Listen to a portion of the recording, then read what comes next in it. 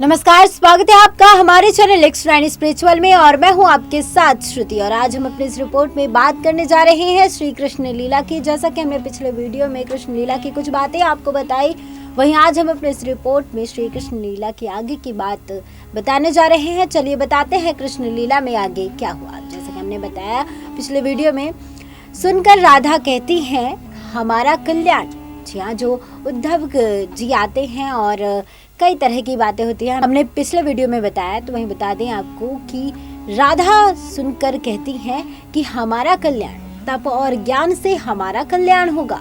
ये किसने बता दिया? हमारा कल्याण तप से नहीं, केवल संजोग से होगा। केवल संजोग, कृष्ण के साथ संजोग और पूर्ण संजोग, तब दोनों में कोई अंतर ना रह जाए। जब कृष्ण राधा और राधा कृष्ण हो जाए, बस हम तो इसी को योग मानते हैं और यही हमारा प्रेम योग है।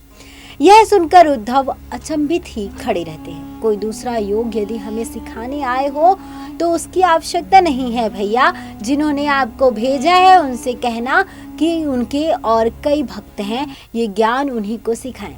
हमें तो केवल अपने दर्शन दें और गले लगाएं बस, और ना हमें कुछ मांगना है और ना हमें अपना प्रेम योग छोड़कर कोई दूसरा योग सीखना है।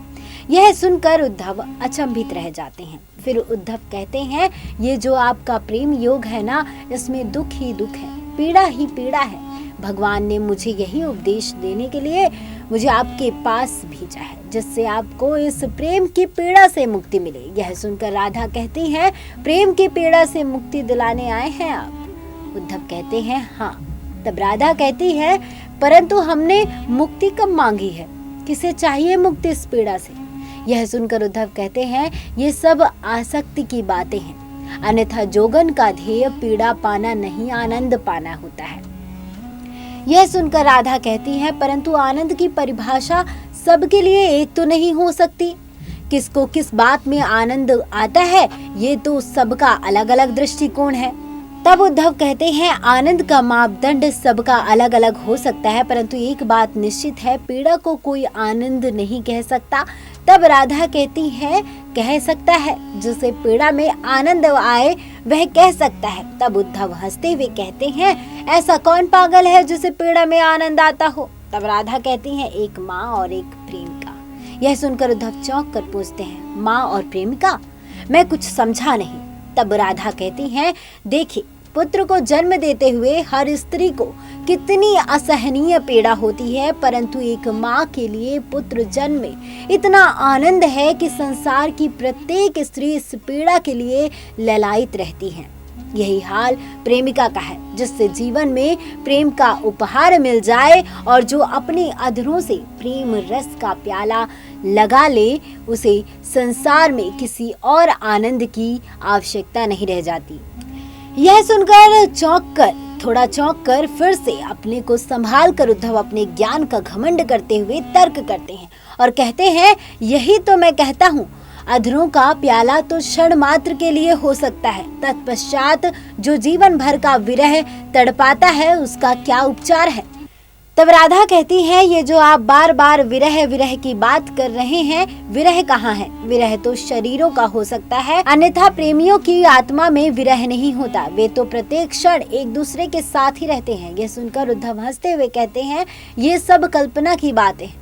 अज्ञानी मानव इसी प्रकार की झूठी कल्पना के तारों में अपने आप को उलझाकर अपने आप को ही धोखा देता रहता है। यह सुनकर राधा कहती हैं, आपने हमारी बात को कल्पना और झूठी कल्पना कहा। प्रेमियों की बात परम सत्य होती है।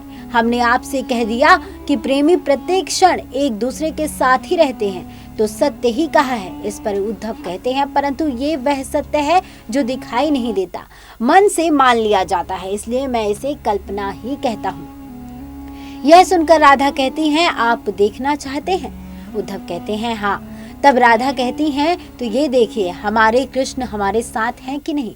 तभी उद्धव को राधा के साथ कृष्ण बैठे हुए दिखाई देते हैं। सभी गोपिकाएं उन्हें देखकर आश्चर्य करती हैं। कृष्ण राधा को देखकर मुस्कुरा रहे होते हैं और राधा उनके कंधों पर सिर रख देती हैं, तो कृष्ण भी उनके सिर पर अपना सिर रख देते हैं। उद्धव हाथ जोड़ते हुए नीचे बैठकर श्री कृष्ण के चरण छूकर देखते हैं कि कहीं यह उनका भ्रम तो नहीं।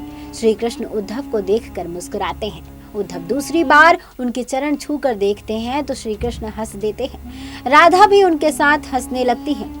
उद्धव आश्चर्य से देखते हैं और फिर भी उन्हें विश्वास नहीं होता है कि ये उनका भ्रम है या हकीकत।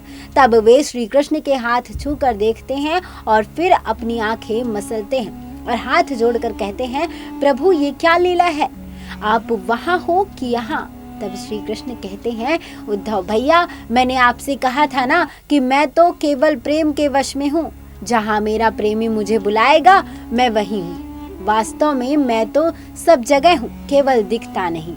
जैसे अंधकार में वहीं पड़ी हुई कोई वस्तु दिखाई नहीं देती और दीपक जलते ही वह वस्तु दिखाई देती है, उसी प्रकार यदि मुझे देखना हो तो केवल प्रेम और भक्ति का दीपक जलाओ, मुझे वहीं खड़ा पाओगे। यही परम सत्य है उद्धव जी और यही परम ज्ञान है। उद्धव जी को मिल जाता है सच्चा प्रेम प्रमाण और सारे संशय मिट जाते हैं। अहंकार मिटकर सच्चा ज्ञान प्राप्त हो जाता है। प्रेम की ऐसी अवस्था को देखकर उनके ज्ञान और गुमान पर पानी फिर जाता है। राधा और कृष्ण को संग देखकर वे खुद को धन्य पाते हैं। वे दोनों के चरणों में अपना सिर रख देते हैं और जैसे ही सिर ऊपर उठाते हैं तो श्री कृष्ण को नदारद पाते हैं। वे इधर उधर देखकर कहते हैं, प्रभु कहाँ गए कृष्ण। तब राधा कहती हैं, देखा इसी प्रकार सताते हैं, क्षण भर के लिए आते हैं और फिर अंतर्ध्यान हो जाते हैं। इतना तड़पाना, इतना तरसाना कोई अच्छी बात है उद्धव जी। यह सुनकर उद्धव जी राधा रानी को बस देखते ही रह जाते हैं। राधा कहती हैं, अब उसे कहाँ ढूंढने जाऊं, अवश्य किसी कुंज गली में किसी लता के पीछे जाकर छिप गया होगा। हाँ उद्धव जी, मेरा कान्हा वहीं होगा। राधा व्याकुल और खुश होकर कहती है, हाँ उद्धव जी अवश्य, मेरा कान्हा वहीं होगा, वहीं छिपा होगा। ऐसा कहकर राधा रानी उठकर वहां से चली जाती है। उद्धव जी देखते ही रह जाते हैं। वे खड़े होते हैं। तब एक गोपी कहती हैं, देख लिया ना प्रेमिका का हाल, इस तरह से बावरी होकर दिन दिन भर घूमती रहती हैं, लताओं से, पेड़ों से और मधुओं से पूछती हैं कि मेरा श्याम कहाँ है मेरा कान्हा। आगे क्या हुआ बताएंगे आपको अपने अगले वीडियो में। बता दें आपको कि हमें पूरी जानकारी वेबसाइट्स और अन्य जगहों से प्राप्त हुई है। ये जानकारी आपको कैसे लगी आप हमें कमेंट बॉक्स में कमेंट कर जरूर बताएं और इस वीडियो को ज्यादा से ज्यादा लाइक करें, शेयर करें और चैनल को सब्सक्राइब करें और देखते रहिए नेक्स्ट 9 स्पिरिचुअल। राधे कृष्ण।